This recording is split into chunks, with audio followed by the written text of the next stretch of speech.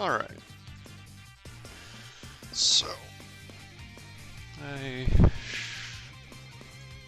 I should probably do this to just get something on the channel, so when I eventually go back to using it, the algorithm doesn't just completely ignore it. But everyone likes developing weird metas for really random games that really have not been designed with competitive play in mind.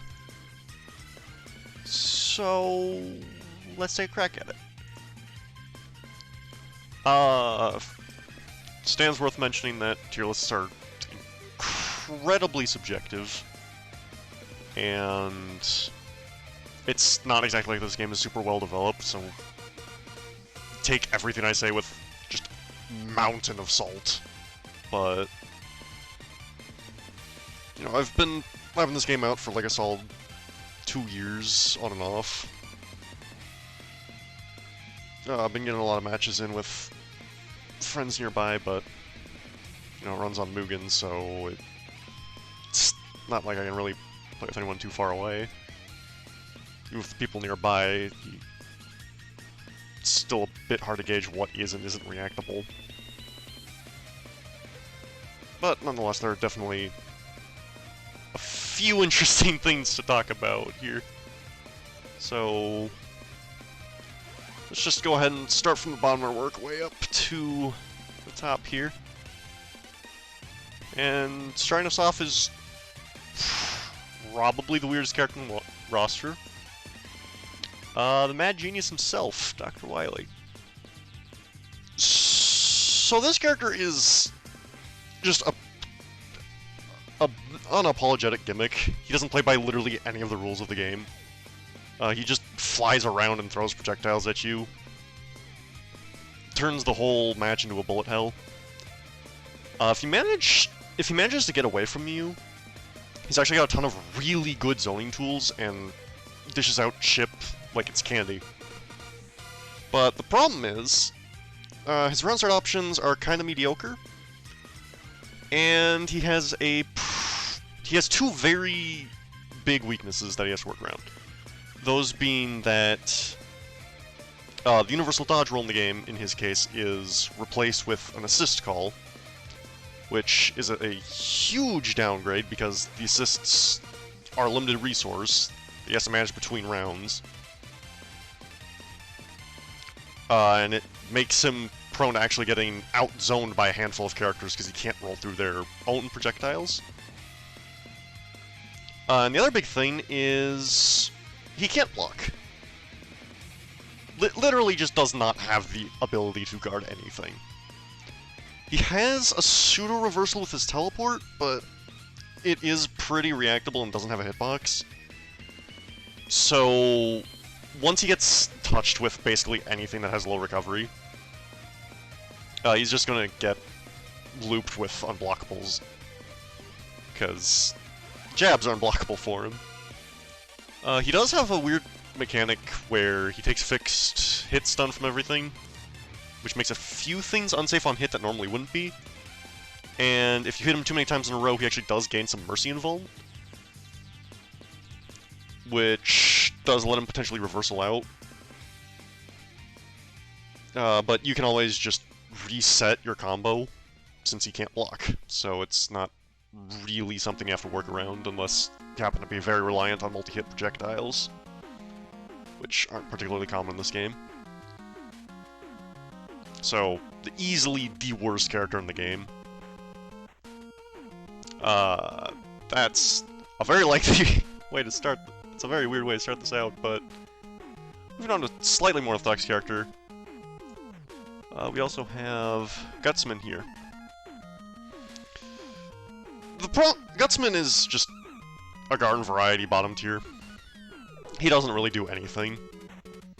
He's supposed to have passive armor, akin to like Blitz Tank or War Machine. But the problem is, it doesn't work.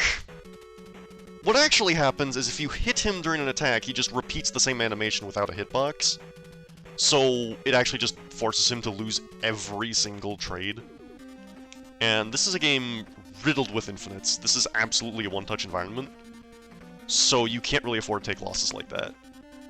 Despite being the grappler, his SPD is blockable. And it's also bound to... It also requires setup to actually gain access to it. Because there's a mechanic in this game known as Weapon Switch, where you can enter a stance and switch between one of six different special moves on 236K. Gutsman's competent moves are all locked behind it, with one exception, that being his level 3. With 3 bars, this is actually the scariest character in the game, because it's a 95% full screen OTG, which doesn't scale. So if he has 3 bars, literally any hit can and will kill, but the problem is he builds meter really slowly, so he's only going to have it for 1 round. And the other 2 rounds, he is a complete sitting duck. So, in ratio, he's really, really good. He's probably, like, up here. But I am considering this as 1v1, just to minimize the variables a little bit. And in that case, he is absolutely irredeemable.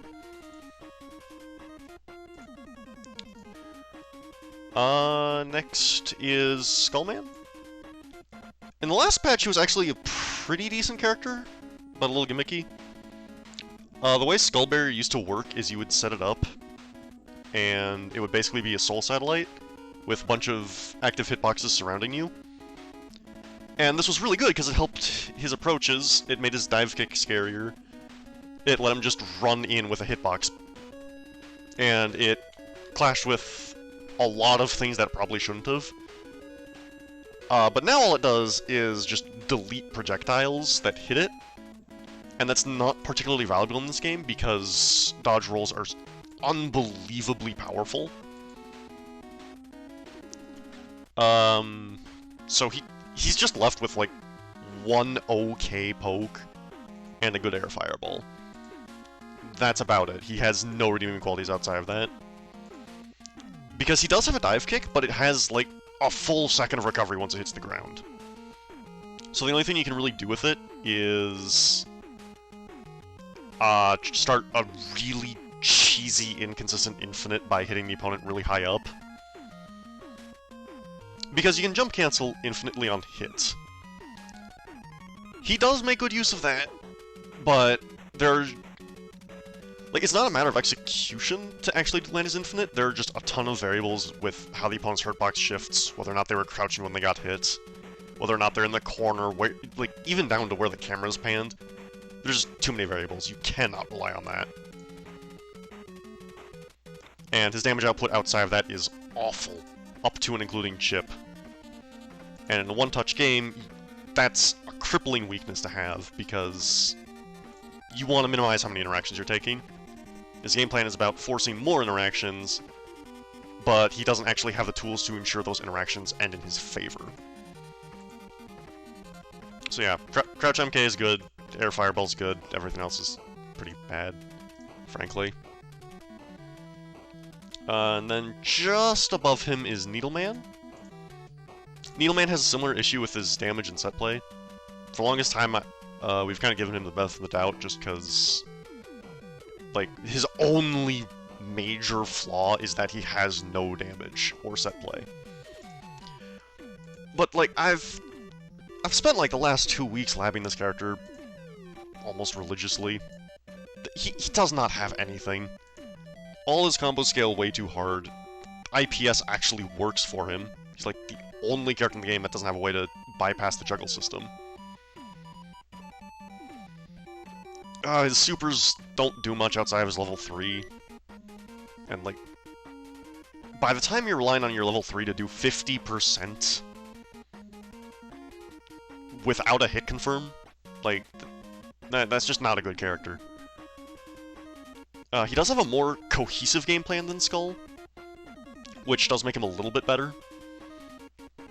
Like, he's not shooting himself in the foot in neutral. Like, he's got a few good things, he's got some decent fireballs. He's got a decent arsenal that covers a lot of bases. One of his weapons is actually like a budget net almost, where he just places a spike and then can remotely detonate it later. If you detonate it in the air, it actually has no recovery on Needleman himself. If you detonate it on the ground, though, it's pretty slow, and the spike itself is just really awkward to set up because it bounces off of opponents and the wall. So it's almost impossible to get it where you want it to be outside of, like, Oki.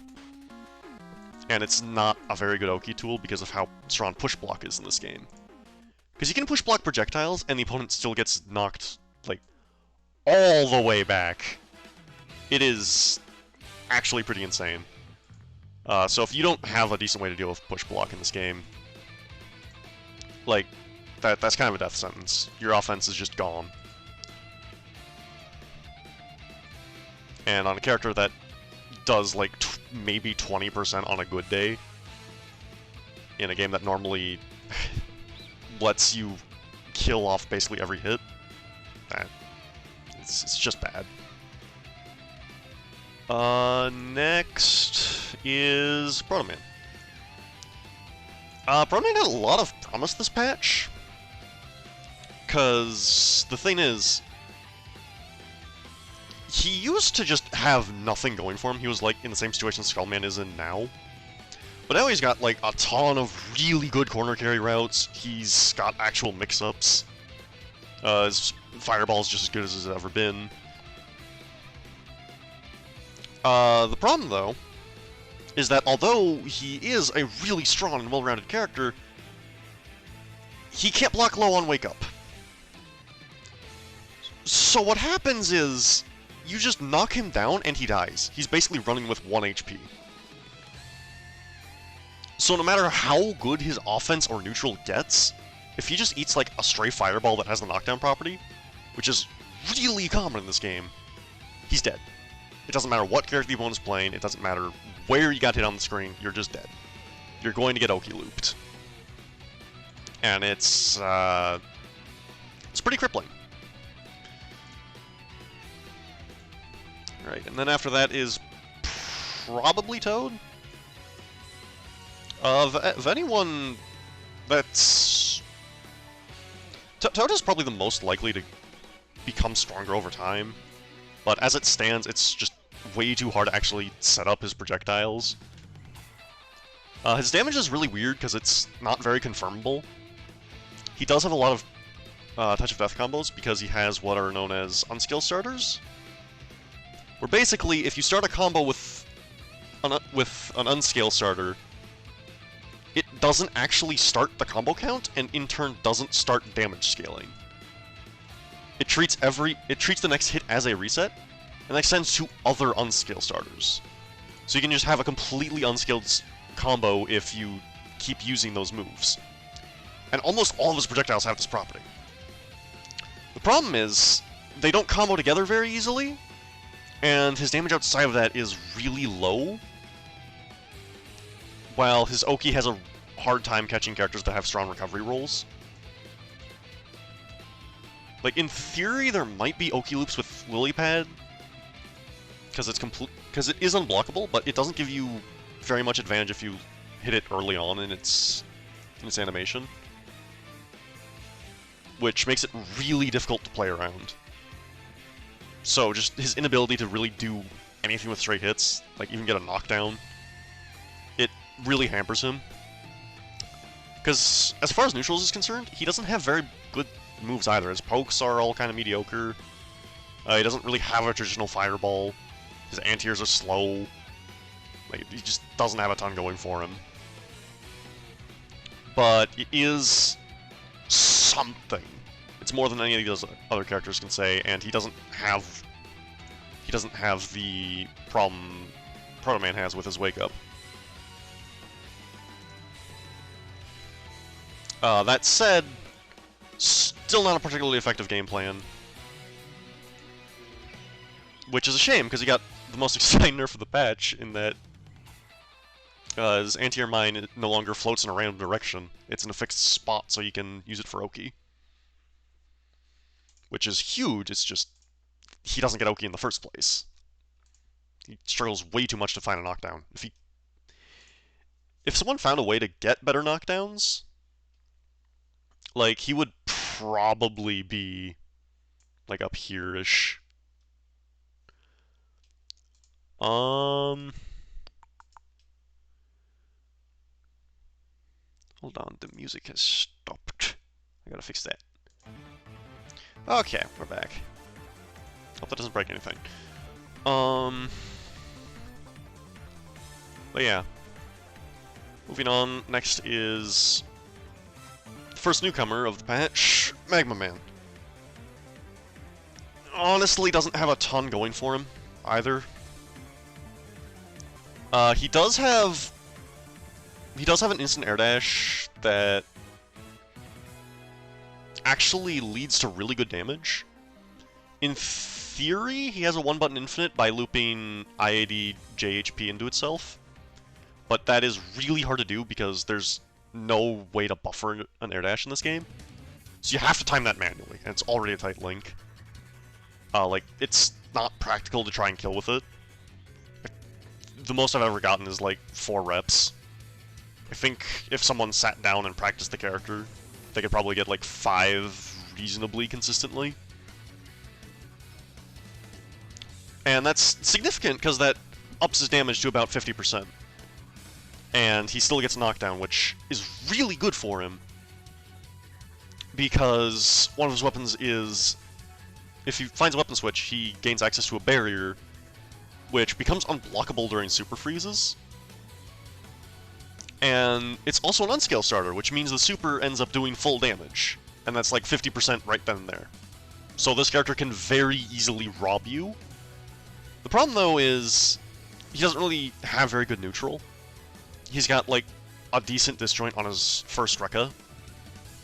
And he's got the air dash. That's about it. Everything else is kind of just a worse version of other things, a worse version of things that even other mid-tiers can do. So, like, overall, his game plan is just way too inconsistent as a result of that. There's just not much to talk about. Up next is one of the more interesting characters, Top Man. Start a D tier here, because once he gets the game plan rolling, there's like no way to stop it. Because what he does is he sets all of these really active, low-hitting projectiles that just float around and end up covering a lot of characters' recovery rolls. You can set up some crazy unblockables and shit with that. The problem is it's actually kind of hard to get his game plan rolling. Most characters have decent ways to contest ground top if he tries to set it up raw. His default weapon is absolute garbage, so he has to try and find a weapon switch, which he's not very good at setting up. And he also just doesn't have very strong hit confirms without first setting up projectiles. So he is like a textbook example of a two-step game plan. And once he gets it rolling, absolutely incredible, but this is also a one-touch game, so it's just a worse version of what basically everyone above D tier is doing. Which is unfortunate, because he's really cool, but style does not get you very high on a tier list. After that is probably a surprising glow-up. Crash was probably like down here before, but he's actually got a lot of really decent zoning tools. He really appreciates the direction this patch went in, because it's generally higher damage, but lower power level. A lot of really significant bugs got patched, and some of the more ridiculous neutral tools got gutted pretty hard. So, like, just zoning the opponent out and trying to chip them is a little bit better. It's still not great, because, again, this is a game that you want to try and minimize the interactions you have to make with the opponent. Or at the very least, load your interactions really heavily. Crash doesn't really do either of those. He's got some good projectiles, he can pollute the screen pretty effectively, but his damage and Oki are subpar. A lot of his more unique options are actively terrible to have, like, sticking Crash Bomb on someone is not a good thing. It has so little block stun that it usually ends up making whatever you were trying to use in pressure unsafe on block. If you try to use that for tick throws, it's really obvious because it's on a fixed timer. It gives the opponent a free push block, which is really bad because that sends you back to full screen. Or like half screen. And like it's just really hard to set up in the first place. So it just doesn't work. Even if it hits, the opponent can just tech like the frame after. So there's just no real reason to use it. With one exception, if you stick it to a wall instead of to the opponent, the explosion itself is actually fast enough to outrun pre-guard, which makes it effectively unblockable if you don't use it in the middle of a block string. And that's pretty decent because you can set up some cheeky tech traps with that, but that is even harder to set up than the normal Crash Bomb, so it's really not worth going for. So this character is a one-trick pony. It's a pretty mediocre trick. He just zones you out, tries rack up chip.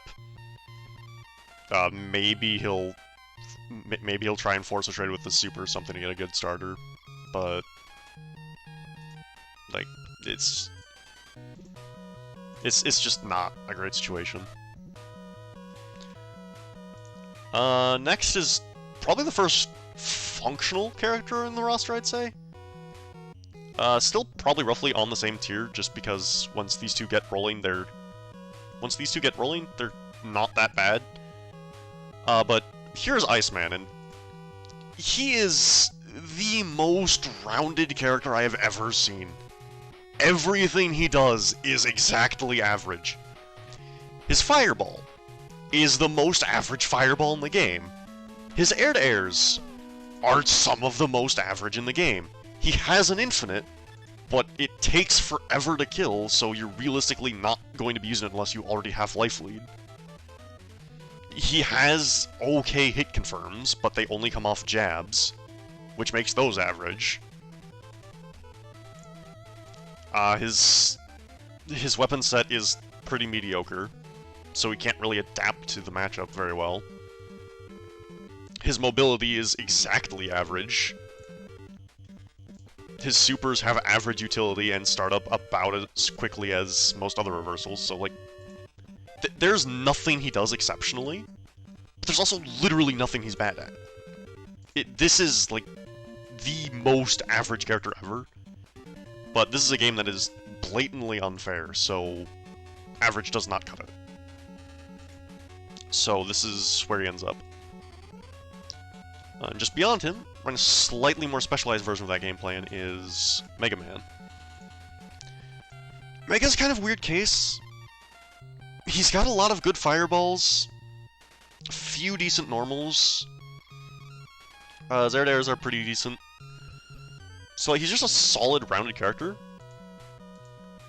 He can pretty easily set up a weapon switch with his default weapon, which lets him switch to one of his 7 as opposed to normally 6 weapons, which let him adapt really easily to the matchup, because they're all fittingly really specialized for what they're trying to do. Like, Silver Tomahawk is a phenomenal anti-air, Crystal Eye pollutes the screen really hard, Nitro Wheel is actually a really solid combo tool, which improves his punish game immensely. Ice Slasher improves his pressure because of how slow it moves, letting him circumvent push block. So, like, quite fittingly, best arsenal in the game. Not the best individual weapons, but looking at it as a whole, it is probably the most rounded of anyone that's not, like, already a really broken character. His only problem is he has no damage. He needs to 4-touch the opponent in a 1-touch game, which is really bad. It's not quite as crippling as someone like Needle, just because he's got hit confirms and stuff. But this is just generally not a very good strategy in this game. You don't want to be the king of neutral, unless you have something else really crazy backing it up, and Mega just doesn't. He's too honest for his own good. Although I should mention his throw is one of the better ones in the game. because even mid-screen you can spend a bar and make it do a pretty ridiculous amount of damage, and still get Oki afterwards. And the corner, it gets even crazier, because you can potentially do some weird shit with Rush Adapter in order to get an unblockable and maybe combo after. Although, no one I've spoken to knows how those work, so I have no idea how consistent that is. But if it is consistent, like, then I guess he's probably, like, here. Moving on is a bit more of a self-explanatory character in Electman. Once the shock of how bad the nerfs from last patch wore off, like, he's not that bad. He's not good by any stretch of the imagination, but, you know, he's still pretty mobile. He still has Thunderbolt, which is a decent anti-zoning tool. He does have an infinite, and it's pretty easy to go into, even if it doesn't work on crouchers. It's way harder for him to find a weapon switch than before, and his dive kick is generally a lot worse because of the way they changed his super jump arc. Which means in order to Tiger Knee his stuff, you actually need a forward dash instead, which will leave him in the air. But if you do find a weapon switch, he instantly skyrockets in effectiveness, because he's got an install that effectively gives him, like, Cyclops normals, where he just spawns this really obnoxious fireball, and the JHB during install is really good, because it theoretically has 0 frames of recovery, and it's also an infinite into itself, as an unscale starter, which means no matter... if you have, like, 10 seconds left on the clock, the opponent is still just dead. Most infinites in this... usually if you're trying to cash out into an infinite, it takes a while to kill. Electman doesn't really care about the clock, though. That's huge. But outside of that, he doesn't really have much. His game plan is really linear.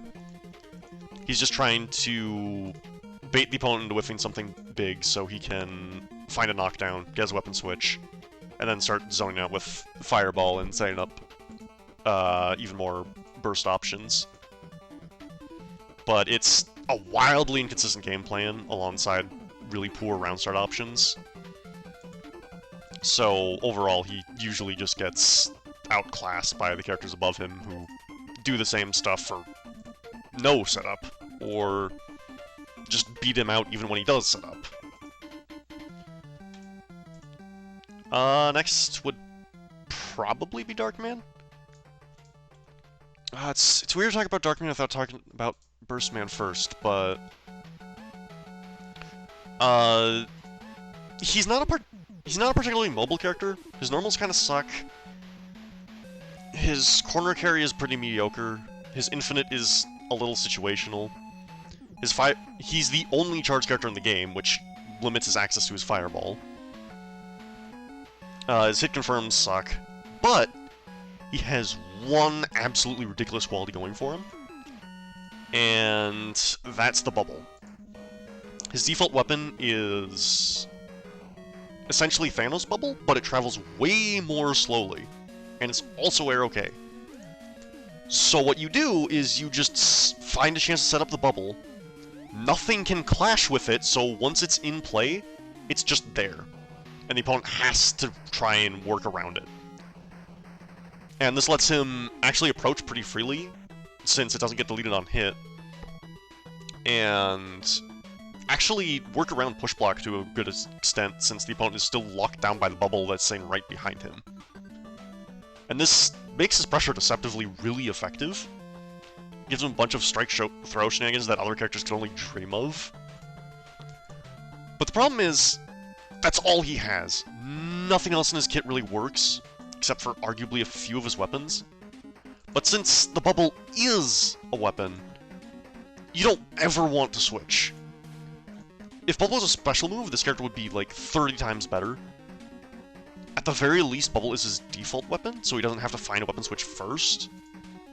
But it does limit his utility a ton as a result, because one of the things that makes Wrapped so strong in this game is the fact that you're able to switch weapons mid-combo. He can't, because if he does that, he no longer has access to Bubble, which kills basically everything this character wants to do. And wrapping up D tier, we have Axel. Axel's also kind of a one-note character. He's just got a bunch of really big, fast projectiles. They all have really weird arcs.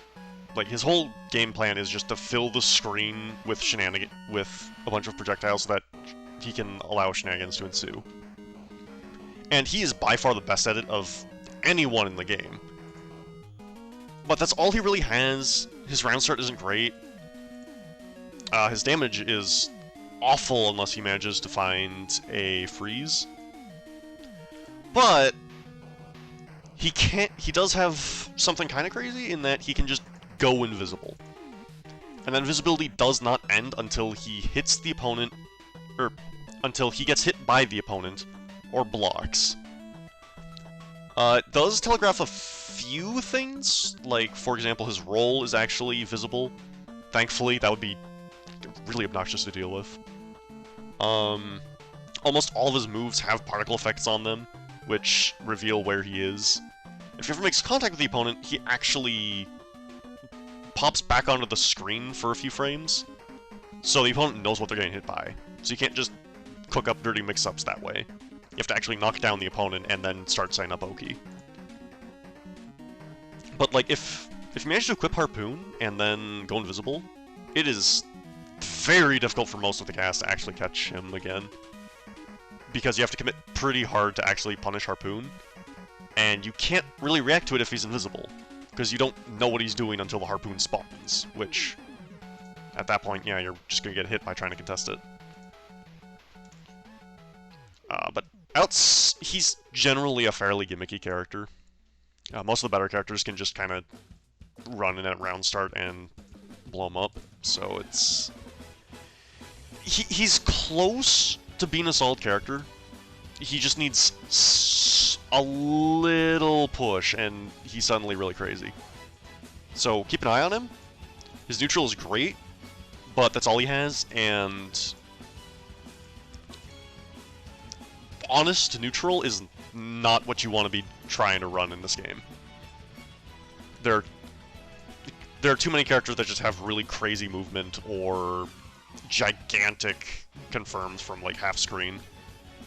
Axel doesn't have any of that, with the exception of his fireball, which is really slow to set up.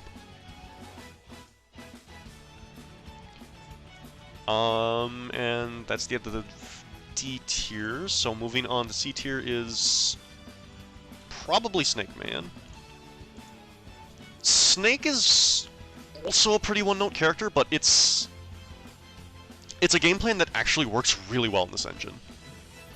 Because what he does is he tries to lock you down at round start, and if he does, then all of a sudden he gets a bunch of really crazy hit confirms, knockdowns that set up really easily. His B&B actually has an absurd amount of corner carry, but it's a little hard to gauge how effective it is because it's probably the most difficult B&B in the game.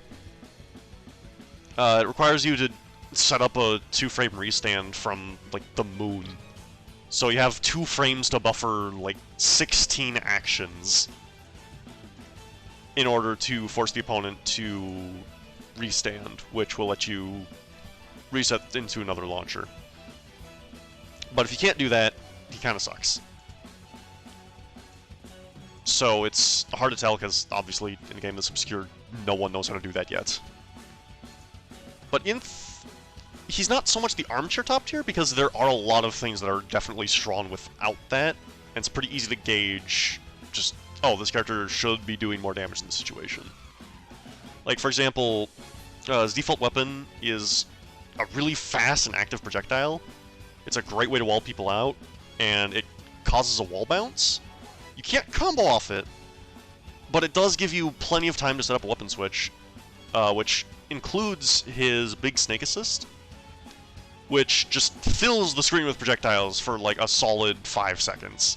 So you just own the entire screen, you can run in and do your mix-ups, and eventually build up enough meter to use Ganaging.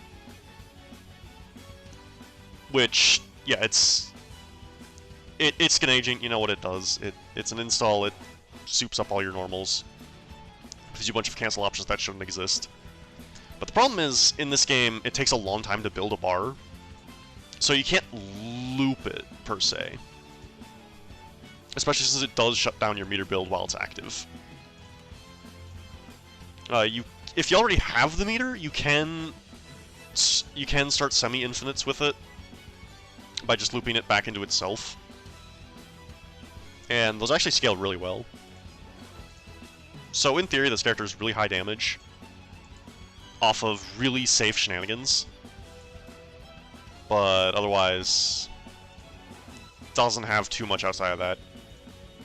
He's pretty linear, but he's good at the one thing that matters, so I put him above these three here. Or, yeah, these three. Up next is Heatman, King of the Neutral, which, as previously stated, is a relatively weak archetype. But he still has some crazy stuff going for him, because his set play is absolutely absurd. Almost every knockdown he finds gives him time to set up a weapon switch, and then go for a meaty nuke. And the nuke has 0 frames of recovery, fills like half the screen with a hitbox. It's mad plus on block. The actual particle it spawns covers your next action, so the opponent can't see what you're trying to mix them up with. His roll is actually completely unpunishable. It's fully intangible and has no recovery, which lets him approach really freely. He's got a mid-screen pseudo-infinite by just rebeating MK and MP into themselves, which builds a ton of meter. Which is great, because he's also got a good suite of supers. It's like, he's just generally a really, really solid character. Ton of disjoints in a game that normally doesn't have It's decent fireball, like, if there's something you would want in neutral, Heat probably has it. The problem, though, is his advantage state is really inconsistent, because he's relying on resetting the opponent multiple times. Those resets are safe, and he has his ridiculous roll to disengage whenever he wants. So it's not like you're getting punished for it, but that resets neutral, which is, again, forcing interaction with the opponent. That's very bad in this game. There are only, like, 2 or 3 characters that can afford to do that, and Heat is absolutely not one of them. Up next is another newcomer, Chill Penguin. Chill is a bit weird. Because the thing is, he goes infinite off basically everything, and it scales really, really well, so it'll probably kill in well under 30 seconds. Annoying as it is. He's got 2 good projectiles. His Tiger Need 256 LK is... Where's LP? I don't remember. But it creates an air ground fireball that hits low once it reaches the ground. And you can use that to set up all sorts of unblockables, which pressures the opponent into making an action. Potentially straight into his ice sculptures, which aren't an incredible neutral tool, but they do stop the opponent from out-zoning him. So once he gets life lead, he's a pain to deal with. He racks up chip quickly enough to force the opponent to approach. But the problem is, his mobility sucks, and his normals are all just garbage. None of them reach even a character length ahead, with the exception of his launcher, which is obviously really unsafe. His special moves don't offer a ton of utility, even if they are good for anti-zoning measures.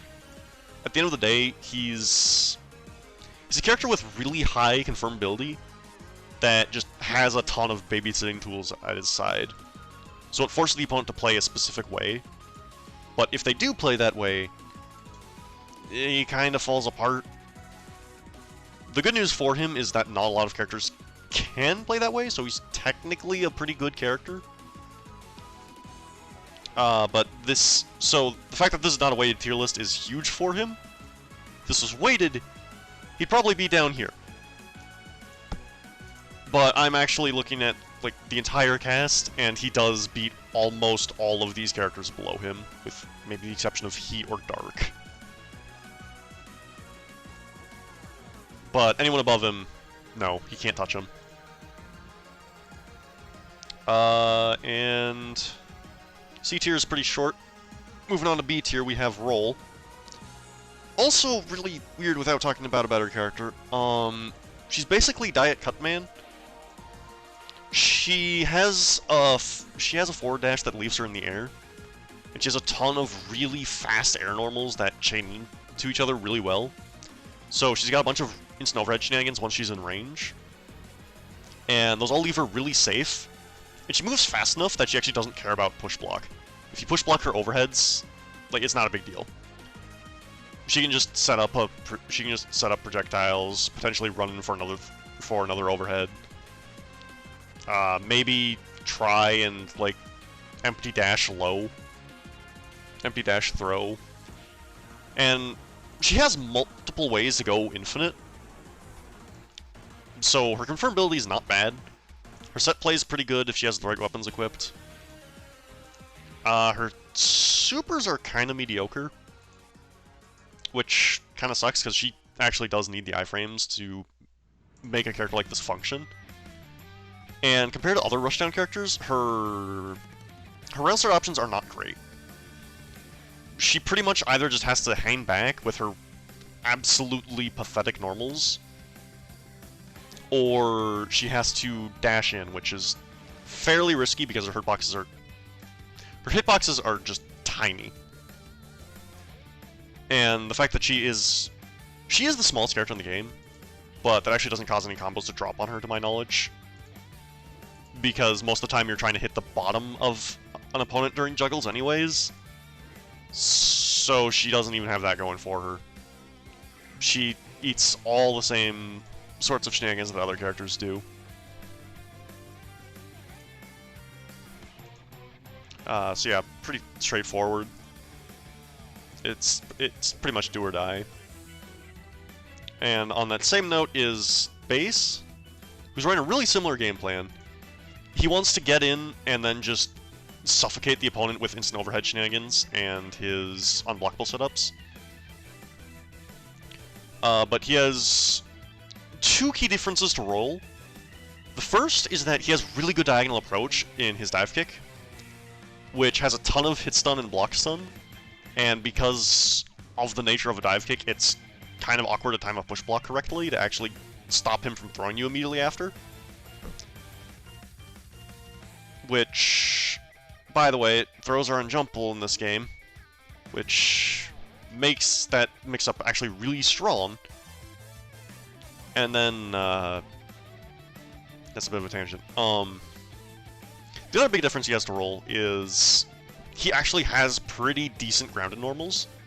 They're pretty big. He has lightning legs, which is completely disjointed. He has a fireball that is not complete garbage, but it's you don't use it for zoning.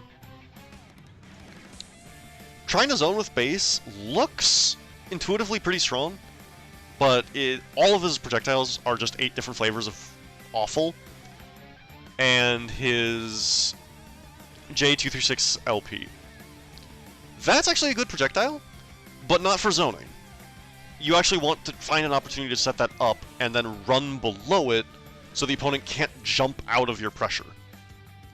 So even that's still ultimately a rushdown tool. So he is like the most linear character in the game, but he is really, really good at it. So overall, he's a solid character. He's got like an average 5-5 matchup spread. Up next would be Air and Metal. I'm just going to talk about these two at the same time, because they're basically doing the same thing. They just hop up, start pestering the opponent with their ridiculous air fireballs. Almost none of the lower tier characters can approach that, so they have to try and either zone accordingly or take massive risks in order to potentially hit these two. And since they're air fireballs, the recovery is airborne, which severely limits your combo potential against them. They're also really mobile characters. They've got decent supers. And they both have ways to just take a round off a single hit. Metal Man has a bunch of touch of timeouts with his jab loops and Dust Cloud. Whereas Airman has a really gimmicky timer scam. I shouldn't say gimmicky. It is a proper timer scam. You just go up to the top left of the screen, and since he has unlimited air backdashes, you can just backdash, throw an air fireball, repeat. And that'll keep you in the air for an unlimited amount of time. Which, there's only like 2 characters that can actually contest that. So, if he gets life lead that way, he basically wins. Metal has a similar case going on where he needs life lead in order to actually win, because he doesn't want to kill you with his infinite. He's actually, since he only has a jab loop, he's actually aiming to time out. But I'm giving Metal a slight edge over Air for one reason, and that's that Metal Man has an unscaled OTG. So when the timer's about to run out after his jab loop, what you can do is just quickly knock down the opponent, throw down some OTG Metal Blades, and that'll rack up like an extra like 15%. So he can actually try and steal around with a life deficit. Whereas Airman can't so much because he just does the normal damage of a chain and then tries to stall.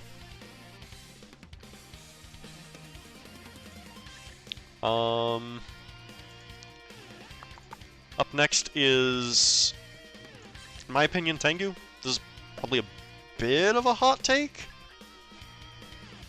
Because the thing is, he doesn't have a ton of confirmability. Despite most of his pressure being reliant on low chains, which makes attempting push blocks dangerous,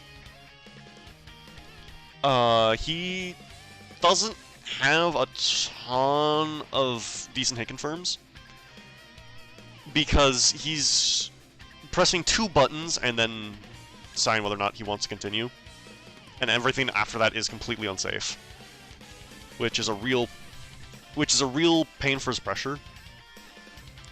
But I think he has the mobility to actually circumvent that, because if he gets push blocked away or whatever, then he can just air dash back in, and if he ever hits you, like, you're probably dead. He's got some of the highest damage air-to-airs in the game, really easy infinite on the ground.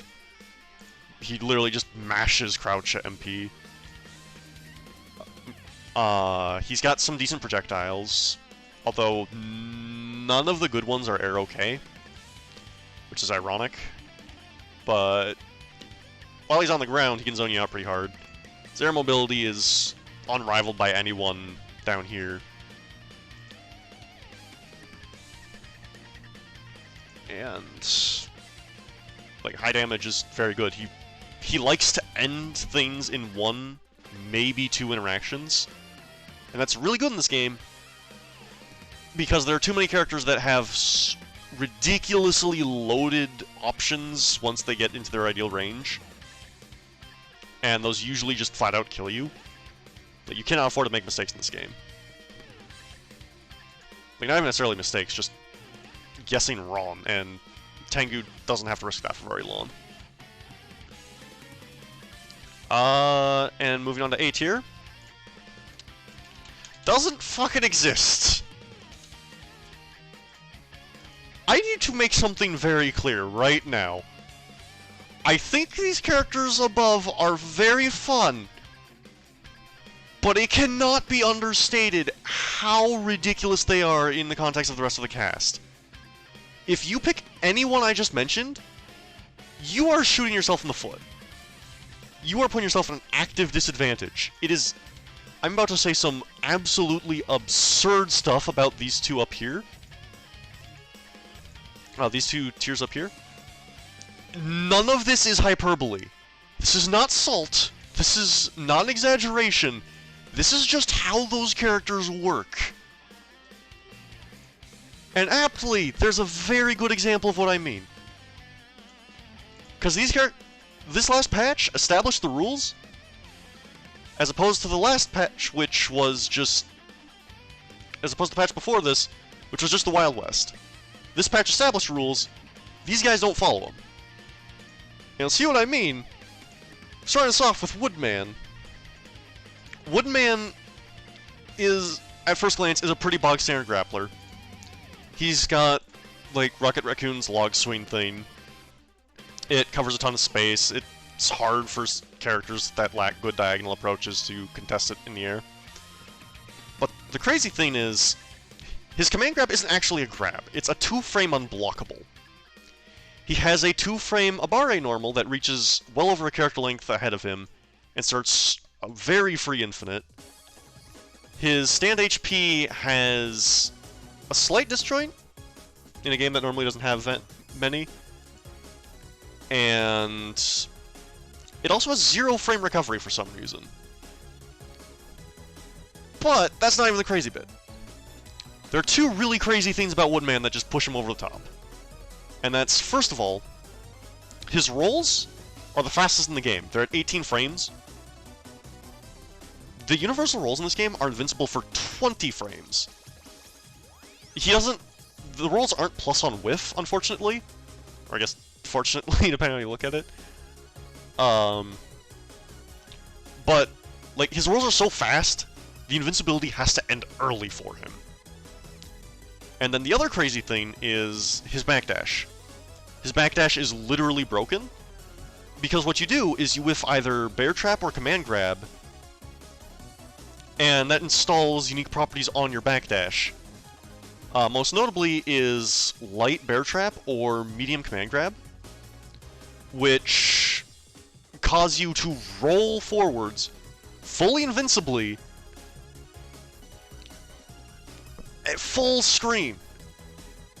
Your backdash turns into a full screen invincible forward dash, which creates an unreactable unblockable. That is absurd. And I'm not even done yet, because he can't be knocked down while these installs are active. His knockdown is also replaced with that weird installed backdash, which makes him immune to Oki. Which, I mean, one-touch game, that doesn't sound very strong.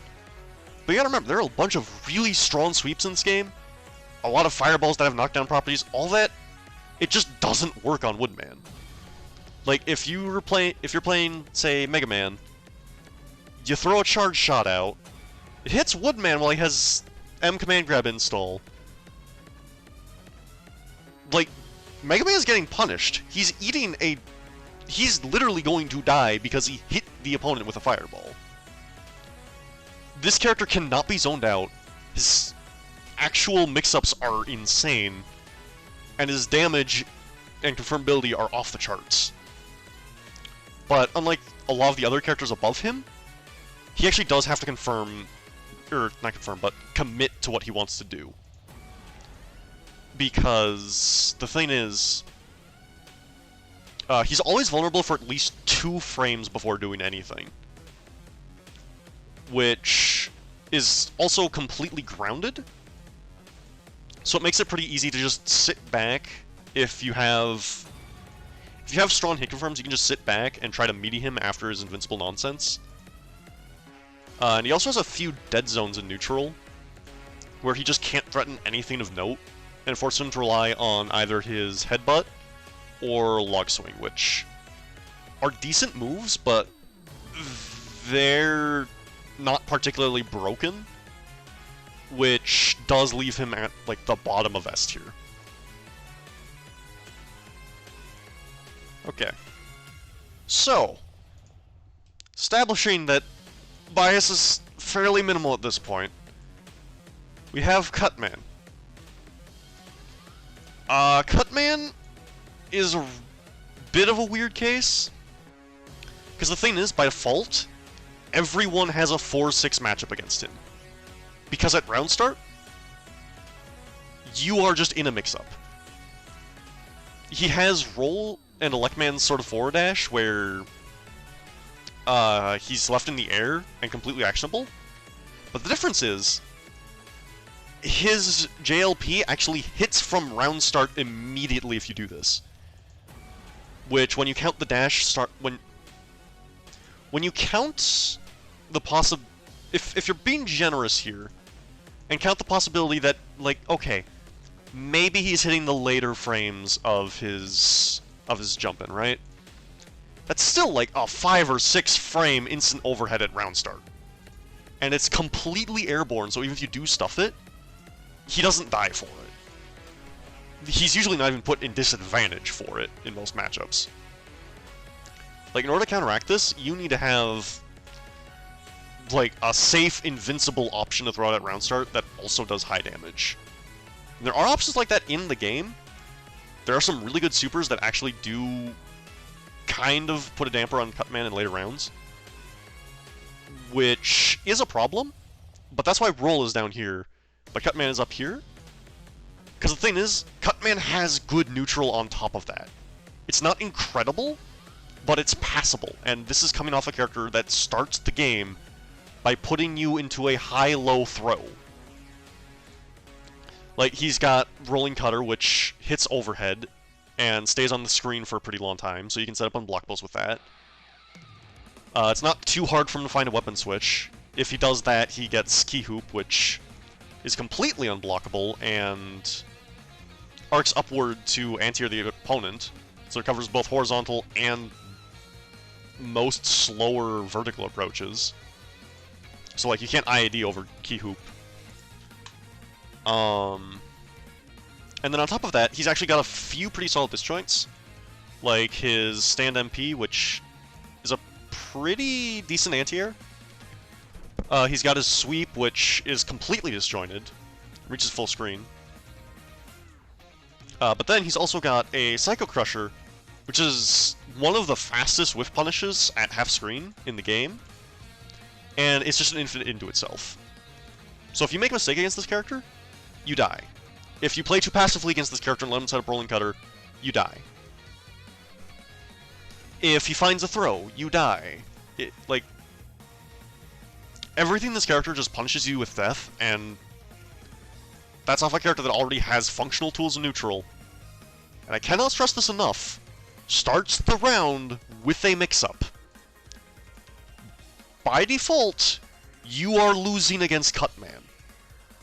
It is actually insane. But he does have to rush you down sooner or later, which does make his game plan a little bit linear if you actually survive the first layer of the mix. And actually get him off you, which is also no easy feat. So, he's not unbeatable.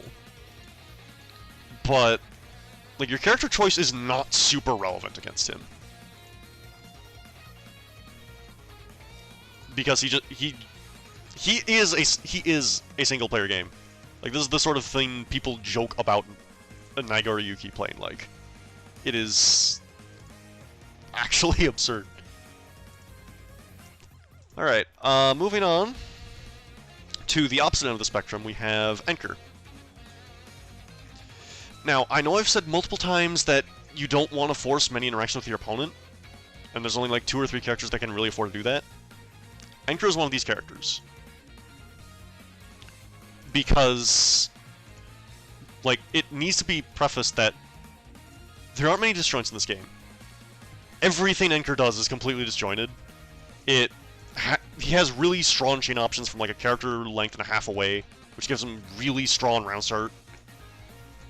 He has some of the best supers in the game, like infamously his Energy Geyser, which just confirms off everything and at least juggles in the corner. But like, his hitboxes are absurd. Like, a picture is worth 1,000 words in this case. Like, words cannot do this justice. I have brought some visual aid here, just for example. Like, let's look at a few staple anti-airs. Like, you got Airman's stand HP, pretty active, hits a good distance above him, leads a combo, it's nice. You've got Mega Crouch HK, little slower, It doesn't have as much hurtbox extension during the startup. So, like, it's usually gonna hit something. It's a little bigger, too. Still eats a damage. You've got Cutman, Stand MP. It's really fast, pretty disjointed. It pretty much always stuffs people's hops on reaction. And then a few frames faster is Enker's Crouch HP, which launches and leads to full combo, which is going to be a corner carry into a nearly full screen safe jump that leads to death. Except, hold on. That's the early hit, in fairness. Except, in fairness, that is the early hit. This button is an actual joke. This is a 6-frame launcher that's active for like 8 frames and also whiffs faster than almost every other anti-air in the game. And it doesn't stop here. Everything he does is just completely disjointed, like this instant overhead that leads to combo in the corner. This air-to-air, which is also a jump-in and his best combo tool. Or this 2-frame, character-and-a-half length disjoint, which leads to combo. This character doesn't actually have practical touch of death setups. He's the only S tier like that, but it doesn't matter. He's going to set up a 50-50 afterwards, and if it doesn't work out, whatever. He goes back to playing neutral, and he can outpoke everyone in the game. It is actually insane.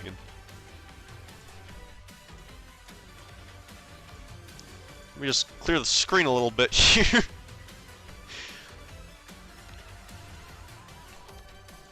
Alright. But the main issue with Enker is that he doesn't have a ton of pre-canned mix outside of his meaties. Which does let the opponent play a little bit passively. Bear in mind, you can't out-zone Enker, because he has a projectile counter, which also has a hitbox for some reason. And it whiffs too quickly to reliably punish at range. So, like, you have to try and play him at mid-range, and he is the best at it. And trying to rush him down isn't great either, because his reversals will kill you, which is not good. He doesn't mind being push-blocked, though, because that always leaves him at his ideal range, where he can just begin oppressing you in neutral again. Which is the main thing keeping him below the next character, being Pharaohman. I did kind of lie. Pharaohman doesn't really have very practical TODs either, but he is an absurdly mobile character. He's got triangle dashes with a super disjointed air-to-ground that covers a bunch of space with JHK. He's got an air fireball that scrapes the ground really easily. Pretty much everything he does confirms to damage. Like, he is easily the biggest winner of this patch, besides characters that got glitch tech. Because now his air-to-airs are ridiculous too, which was the one thing he was missing. And his damage across the board is generally higher, because he didn't really have Touch of Death, so he does appreciate... He really appreciates the game being lower power level and higher damage.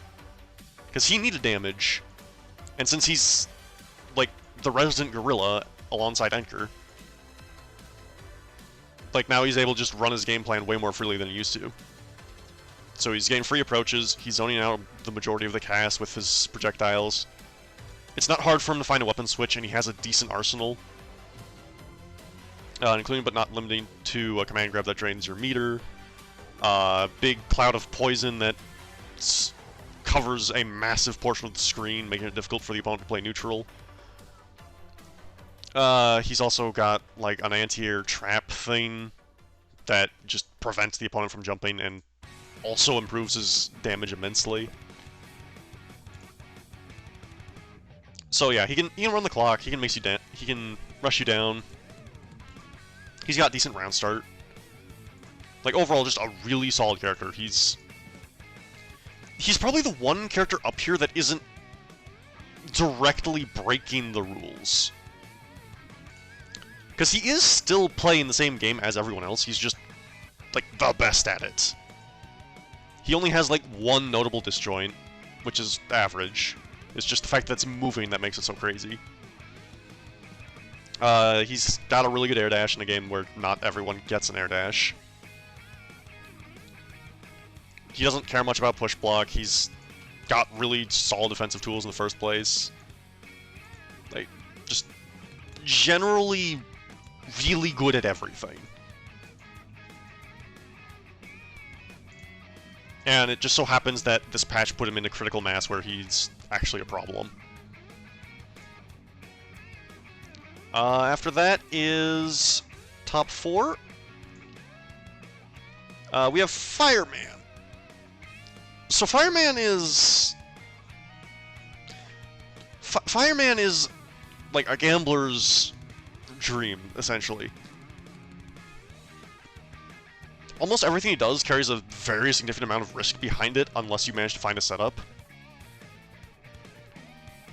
But the kicker is, everything he does kills on ground hit, air hit, crouching hit, standing hit, it doesn't matter.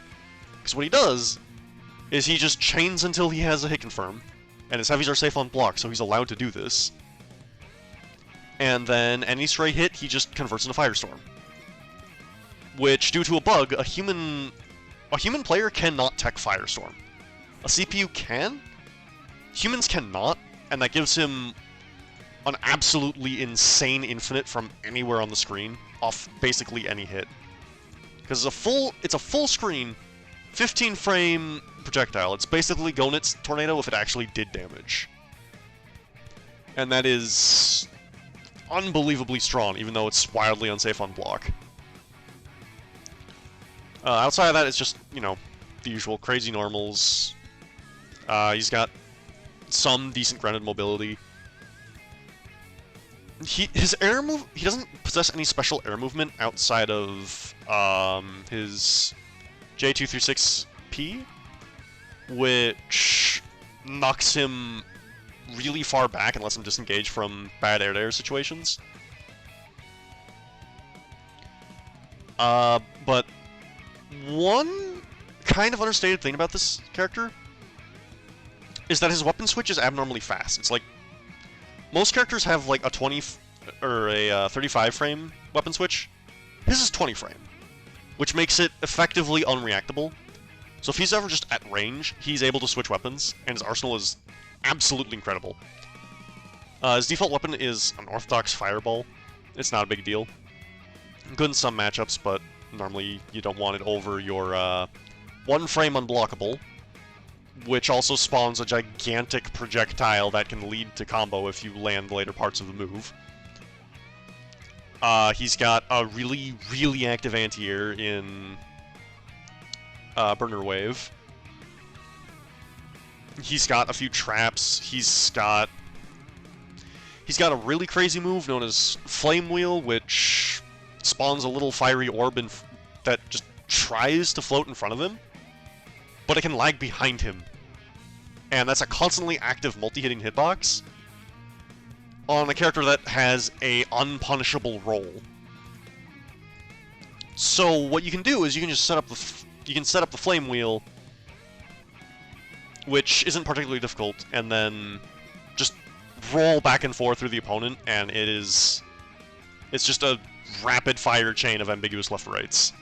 It's actually disgusting. If the opponent doesn't push block you away back into, again, a range that you don't suck at, like, he's just a menace, frankly. Like, yeah, most of his stuff is punishable, but there's nothing actually forcing him to use it, is the problem. Without Firestorm, his damage is actually fairly low, so in theory, if you limited infinites, he would be a much worse character. But given the context of this game, I'm just going to assume everything that isn't a soft lock is unlimited. Next is Burstman. Burstman is the king of the setup characters, and that's because Whereas Darkman had his bubble that just made a character, like a character that has no redeeming qualities other than has an infinite and has bubble, is all the way up here above like a quarter of the cast. Burstman has that, except he's also a good character without it. His normals are pretty big, he's got a lot of really easily confirmable infinites, his ground and air mobility are both phenomenal. His arsenal is arguably the best in the game besides, like, Mega, or characters that just have one really busted move that is technically a weapon. And unlike Darkman, Burstman's bubble is a special move, rather than a weapon, which means you're able to use the rest of your arsenal still. So if you want to use that barrier that sets up unblockables, go for it. If you want to use your low-hitting anti-air that also has projectile properties for some reason, you can do that. If you want to set up high-low unblockables with Flash Bomb that hits overhead for some reason, you can do that. Like, the only bad weapon this character has is Saltwater, but nothing is forcing you to use it. If that was his default weapon, maybe he'd be a little worse. But otherwise, everything he just does is phenomenal. And it's all backed by the threat of Bubble, which is completely free to set up. And once it's in play, the opponent just can't push buttons, because it interrupts combos and whatnot. And if it ever hits, like, it has 2 seconds of hit stun, doesn't actually start IPS, it has no hard limit on itself, like, the opponent's just dead. If they ever make contact with a bubble. It's actually ridiculous. And then after that we have Shadow Man. Shadow Man also has ridiculously high damage, on par with Burst, and also a good suite of projectiles. But the key difference is that rather than having something that makes him abnormally really safe, like Burstman's Bubble, and killing off literally every hit with or without a hit confirm, Shadow needs to actually get close enough to start a chain in order to combo correctly, or find a stray smoke bomb. But the kicker is, Shadow Man has abnormally high damage normals, which lets him win trades with almost everyone. His default weapon lets him go completely invisible, on par with what Axel does, except Shadow Man's invisibility doesn't reveal him when he hits the opponent, which makes his chains completely ambiguous. You don't even know if he went high or low, outside of the fact that you did block in that direction. Like, you don't know if you block high, you don't know if he's in the air, or if he went for a quick grounded mid, or if he just hit you with a projectile and you blinked. Because the other big thing is, he also doesn't have any particles that reveal where he is outside of air dashing, which is absolutely ludicrous. This character's air mobility makes, like, he makes plus R Chip look like an old school grappler. He has 3 jumps, which, you know, that's already pretty crazy. He's got an air dash, which not everyone has. That air dash is jump cancelable. And there's also no limit on his air dashes, except for the fact that he can't air dash immediately after using a forward air dash. If he uses back air dash, he can air dash again whenever he wants, which lets him theoretically air stall. If you forward air dash, you have to either jump or whiff, like, an air fireball or something in order to get it back. But that's something you can't afford to do with this character. And, just as icing on the cake, this isn't even, like, a part of his game plan or anything, it's just something he has. He has a air throw, which works on grounded opponents. Which means that if he gets close enough to actually use it, he's essentially got a frame 1 unblockable, because you can't crouch it. It hits too low to the ground. You can't stand, obviously.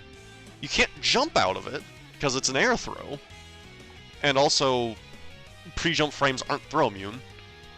You can't jab out of it because he's able to use it during his jump squat, which means it is actually a one-frame option from standing. And the whole thing is treated as airborne, so if you do find, by some miracle, some way to punish it, like he dropped it or something, or spaced it wrong, you're not getting much for your trouble. So you can't let this character get close to you, you can't zone him out. As in, literally, he has a good suite of projectiles and also a teleport that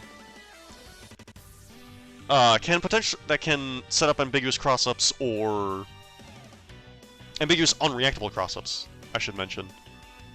And also sets up an infinite. Like, if he hits you and he's nearby, you're dead. With the exception of his air throw, which just gives him, you know, only a 4-way. So that's only, you know, still one of the best options in the game. That's icing on the cake. And he's still not the best character in the game. No, no, no, no, no. That title goes to this guy here. Here we have Quint, who has accidentally been buffed to the point of absolute absurdity.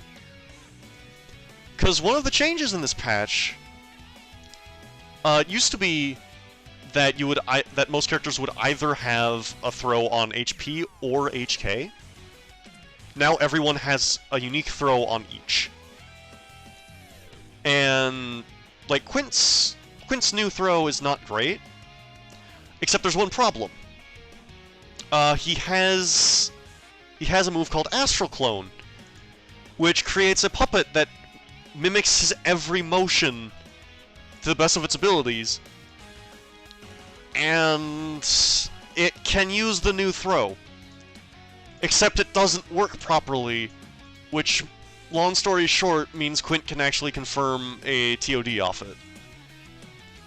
And this is really crazy because placing the clone has no risk to it whatsoever. It has no startup, basically no recovery.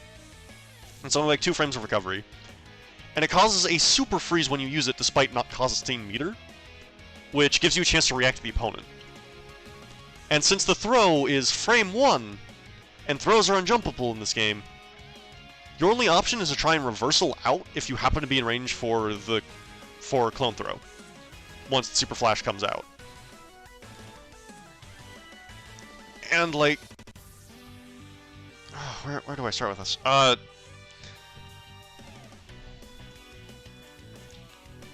Like, it's basically, once he finds a weapon switch, he can just start playing rock, paper, scissors whenever he wants. Except the addition of clone throw means he now has gun.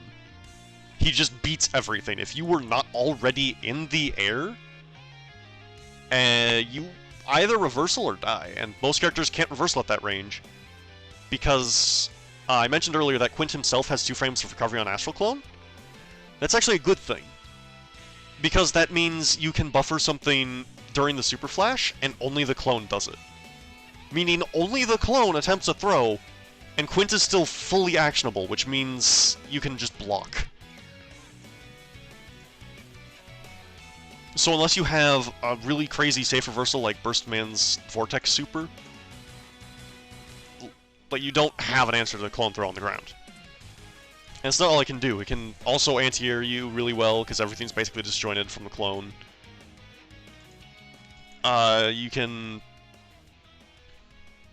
You can just go for a jab, you can hit low, you can jump up and try to start an air-to-air for some shenanigans. Like, it's impossible for him to lose a situation, or lose an interaction after sign-up clone. And sign-up clone is completely free. It's trivial. Because finding a weapon switch with Quint is also completely free, since his default weapon is Quint Blaster. Which almost instantly creates a gigantic multi-hit projectile that hits instantly from round start.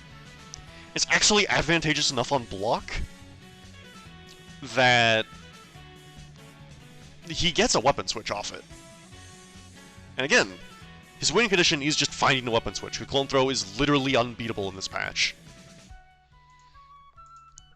So if you don't have an answer to clone throw, the matchup is effectively 0-10 already. Or, not Clone Throw, Quint Blaster.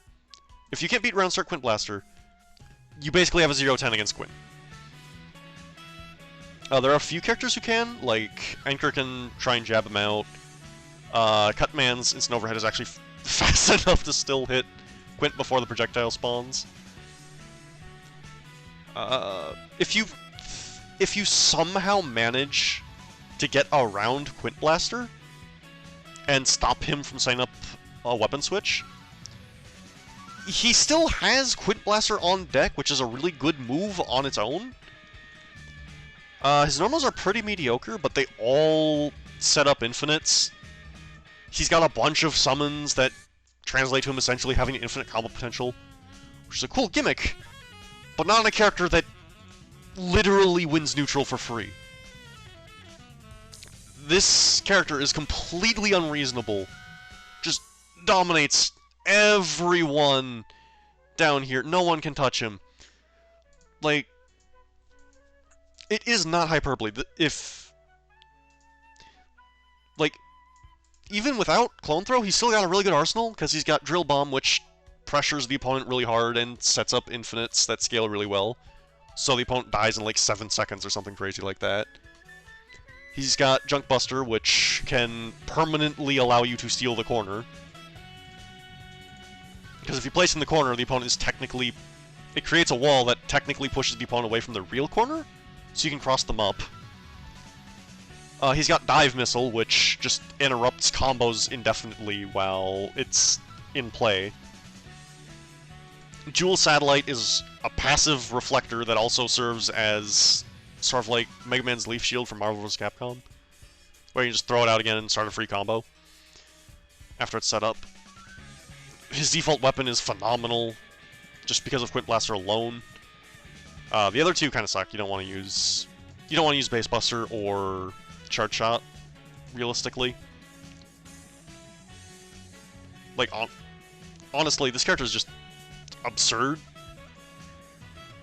However, he does have one losing matchup despite all of this. There's one character who breaks the rules of the game so hard that he just doesn't care. I have labbed this out intensively. Quint has nothing he can do at round start to Wily to stop him from getting away. And once Wily runs away, he wins. His win condition is just don't die at round start. His zoning tools are phenomenal, and they cover angles that actually prevent Astral Clone from absorbing them.